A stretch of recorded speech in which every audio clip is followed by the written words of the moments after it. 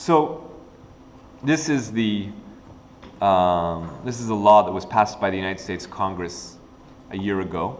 You guys, we have these omnibus bills here in Canada too, right? Where the government tries to pass this legislation. It's like 1,000,000 pages long. It's got everything's in it. You're never going to read it, but they just cram it all through. So in the same way, Congress does the same thing, passes these massive bills. And a Twitter follower of mine alerted me to the fact that buried in one of these bills, deep, deep, deep inside, they found this paragraph that stated, $15 million shall be made available for refugees settling in Israel.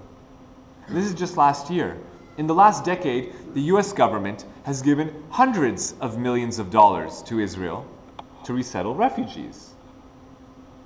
Wow, I mean, that's amazing. With all these 60,000 African refugees, here the United States is stepping up and helping them out, helping them, get on their feet, provide them with some sustenance so that they can rehabilitate their lives. Well, not so quick.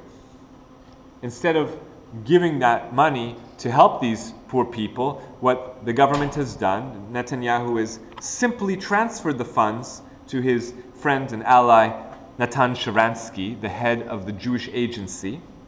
That's a sectarian group that by mandate it only aids Jews and no one else.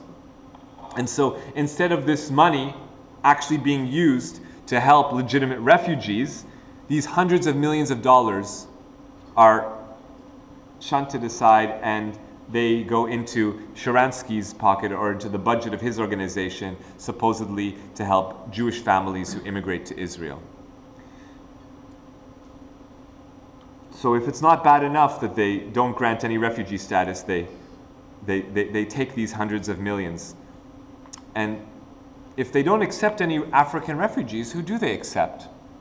Well, these two men, top Ukrainian officials, just in the last few months, now the United States government, yes, it sends millions to Israel, but it also sends millions of dollars to the Ukraine. In recent years, it's contributed tens and hundreds of billions of dollars to the Ukraine in order to support democracy and democratic institutions in that country. These two Ukrainian officials absconded from the country with that money.